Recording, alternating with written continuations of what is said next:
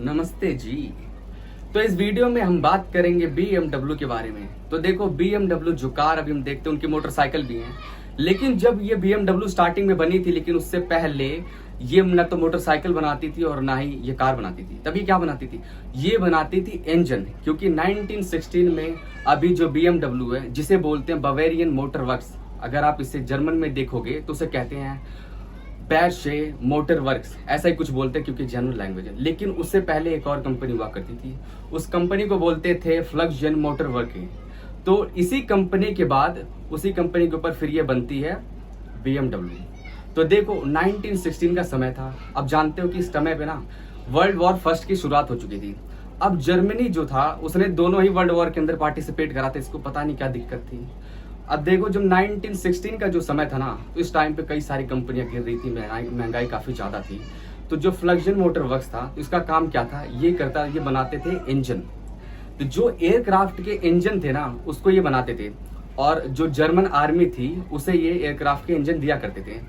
अगर आप अभी भी देखो ना, तो जो BMW की कार होते हैं, उनकी जो इंजीनियरिंग होती है, वो जो पार्ट्स लगाते हैं, उनकी क्वालिटी अलग ही टाइप की होती है, अलग ही लेवल की होती है। तो उस टाइम पे भी बिल्कुल ऐसा था, क्योंकि इनके इंजन की क्वालिटी बहुत अच्छी थी, जिसकी वजह से आर्मी उसका इस्तेमाल करती थी। लेकिन जब 1916 के बाद जब वर्ल्ड वॉर खत्म हो गई और 1919 में क्या होता है, ट्रीटी ऑफ वर्सेल्स को साइन करा गया। अब देखो ट्रीटी ऑफ वर्सेल्स क्या थी ना, कि 19 जब ये मतलब कि जर्मनी जब हार गया था, तो हारने की वजह से जर्मनी के ऊपर कई सारी मतलब कि रिस्ट्रिक्शन लगा दी थी कि तुम ये काम नहीं कर सकते, ये काम नहीं कर सकते। तब उसकी चपेट में ना ये BMW भी आ गया था। क्यों? क्योंकि भाई देखो जब ये ना इंजन को सप्लाई करते थे, उसी की वजह से इनको मतलब कि उस चीज से मतलब प्रोहिबिट करा गया था कि आप इस चीज को मैन्युफैक्चर नहीं कर सकते हो। तब इन्होंने क्या करा, उस टाइम पे इन्होंने उसके बाद से जैसे कि एग्रीकल्चर से रिलेटेड जो भी मशीनरी हो गई उसको मैन्युफैक्चर करने लगे थे। ट्रेन के ब्रेक हैं, यहाँ तक कि उसको मैन्युफैक्चर करते थे।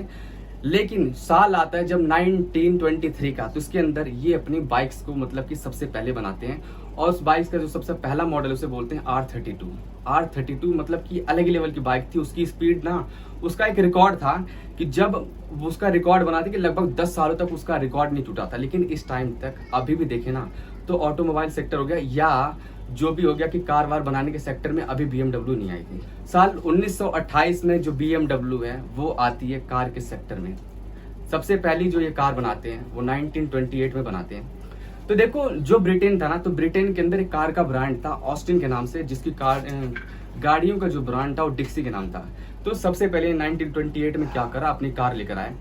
बस एक तरह से मतलब BMW नाम तो दे दिया, लेकिन उसके अंदर कुछ इंप्रूवमेंट नहीं था, कुछ अलग नहीं था कि हाँ कुछ अलग डाल दिया उसके अंदर।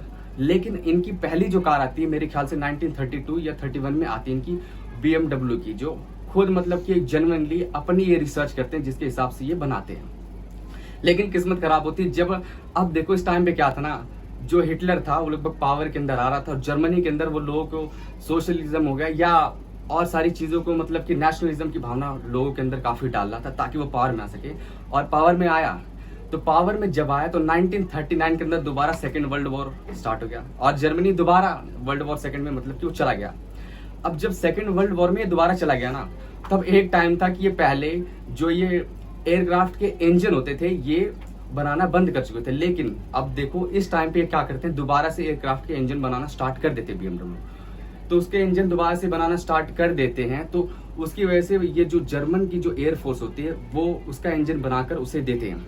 देखो 1939 के बाद जब 1944 में जब ये चीजें खत्म हो जाती है, वर्ल्ड वॉर खत्म हो जाता है, क्योंकि अब इस वर्ल्ड वॉर में दोबारा ये जर्मनी तो हार ही जाता है। तो देखो जो US की फोर्सेस होती हैं या जो अलाइड की फोर्सेस होती है ना, तो BMW की बहुत सारी जो फैक्ट्रियां होती है, जहाँ पे इंडस्ट्रीज होती है, जहाँ पे उसकी मैन्युफैक्चरिंग हो रही होती है ना, तो उस पर क्या करते हैं ना, वो उसको सीज कर देते हैं और इसे मना कर देते हैं कि देखो भाई आप ये सारी चीजों की मैन्युफैक्चरिंग आप नहीं कर सकती हो। लेकिन BMW की देखो जब वर्ल्ड वॉर खत्म हो चुका था ना, तो इसके बाद से इसकी हालत उतनी अच्छी नहीं थी। तब ये क्या करने लगे थे, जो अपन हमारे घर में किचन होता है ना, किचन का जो सामान होता है जिसमें खाना बनाते हैं, तो एक टाइम पे ये उसकी भी मतलब कि उसकी मैन्युफैक्चरिंग करने लगे थे कि ताकि मतलब कि उसे सर्वाइव करा जाए। ठीक है। लेकिन 1959 का जब समय आता है तो इस कंपनी की हालत ना BMW की काफी ज्यादा बेकार हो जाती है, काफी ज्यादा बुरी हालत हो जाती है। तब इनके जो मैनेजर होते हैं ना, तब वो सोच रहे होते हैं कि अब इसको दैमार बेंज को बेच दिया जाए। अब दैमार बेंज वही कंपनी है अगर आप देखो ना, जो मर्सिडीज बेंज जो कंपनी है, तो उसको जो ओन करती है ये वही कंपनी है। तो लेकिन ऑफर उन्हें अच्छा नहीं लगा, तो उसके अलावा एक बंदे ने, जिसे कहते हैं हर्बर्ट कॉर्डेंट, उसने इस कंपनी को मतलब सपोर्ट दिया BMW को, तब जाके ये खड़ी हुई। अब मैं बताता हूँ कॉर्डेंट फैमिली के बारे में। अब देखो, जो ये कॉर्डेंट फैमिली है, अगर इस टाइम पर भी आप सर्च करोगे ना कि जर्मनी के अंदर सबसे ज्यादा रिचेस्ट कौन है, तो उसके अंदर आपको इसका नाम कहीं ना कहीं मिल जाएगा, इस फैमिली के किसी मेंबर का आपको नाम मिल जाएगा। इसकी कहानी देखो शुरू होती उस टाइम पे, तो 1916 का समय। अब जो गुंथर कॉर्डेंट था, उसकी ना उस टाइम पे टेक्सटाइल की फैक्ट्रीज हुआ करती थी, इंडस्ट्रीज हुआ करती थी, और उस टाइम पे उसके पास यही फैक्ट्रीज थी। अब जो फर्स्ट वर्ल्ड वॉर चल रहा था, इस टाइम पे दिक्कत क्या थी ना, तो बहुत ज्यादा महंगाई चल रही थी, और कई सारी कंपनियां होती हैं, फैक्ट्रियां होती है ना, तब वो ज्यादा चल नहीं पाती हैं, या मतलब कि गिरने वाली होती है, डूबने वाली होती है। तो ये क्या करता ना, हर्बर्ट कॉर्डेंट, ये उन कंपनियों को खरीद लेता था, और देखते ही देखते जहां ये पहले क्या करते था, सिर्फ इसका टेक्सटाइल का बिजनेस था, ये भाई पेट्रोकेमिकल्स में आ गए थे, इलेक्ट्रिक वाले सेक्टर में आ गए थे, ऐसे कर करके मतलब कि कई सारे सेक्टर में आ गए थे। लेकिन 1918 में गुंथर कॉर्डेंट है, इसकी बेबी की डेथ हो जाती है स्पेनिश फ्लू की वजह से। तो ये अपनी दूसरी शादी करता है, तो दूसरी शादी करता है जब, तो उसकी बीवी का नाम होता है मैग्डा। लेकिन इसकी जो मैग्डा से शादी होती है, तो ये शादी में ज्यादा समय तक नहीं चलती है, तो 3 साल बाद ना इनका तलाक होने वाला होता है। अब देखो तलाक होने के बाद इसमें भी पता है, जो ये गुंथर होता है उसके अंदर भी फायदा देखने लगता है, क्योंकि जो मैग्डा की जब अगली शादी होती है, जिस अगले बंदे से शादी होने वाली है ना, उस बंदे का नाम होता है जोसेफ। अब जो जोसेफ था ना, उस टाइम पे जो नाजी जर्मनी थी, तो उसके अंदर जो प्रोपेगेंडा की मशीनरी हुआ करती थी ना, उसके अंदर ये काम करता था। तब गुंथर ने सोचा कि अगर मान लो मेरी इससे दोस्ती हो जाएगी, तो मतलब काफी मुझे बेनिफिट मिल जाएगा। तो इसने वही करा। तो इसने देखो क्या करा कि इसकी बीवी की जब शादी होने वाली थी, जब डाइवर्स होने के बाद जोसेफ के साथ, उसने क्या कहा कि तुम चाहो तो मेरा जो ये मेंशन है, यहाँ पे आके तुम अपनी शादी कर सकते हो। तो वहां पे उसकी शादी हुई, और उसके मेंशन के अंदर जो मेन चीफ गेस्ट था, पता है कौन था? वो था एडोल्फ हिटलर। तो गुंथर ने सोचा था कि जब ये इसकी पार्टी है ना, तो इसकी पार्टी को मैं सपोर्ट करूंगा, फंडिंग दूंगा, लेकिन मतलब कि मैं डायरेक्टली नहीं बताऊंगा कि देखो मैं सपोर्ट कर रहा हूँ, जब ये पावर में आ जाएगी तब मैं बताऊंगा। और उसने ऐसा ही करा। लेकिन उसके बाद जब ये पावर में आ गया जर्मनी में, तब क्या हुआ, जब जर्मनी में हिटलर पावर में आ गया, जब 1939 में जब स्टार्ट हो गई दोबारा सेकेंड वर्ल्ड वॉर जब स्टार्ट हुई थी, तो उसके अंदर क्या होता था, जब हिटलर ना बहुत सारे देशों में जाता था ईस्टर्न यूरोप के अंदर, जहाँ पे वो अटैक करता था, अटैक करने के बाद ना उनकी फैक्ट्रियों को अपने अंडर में ले लेता था, और उस फैक्ट्री को क्या करता था, जो ये गंथर था उसे ही दे देता था, और गंथर उन फैक्ट्रियों को चलाता था।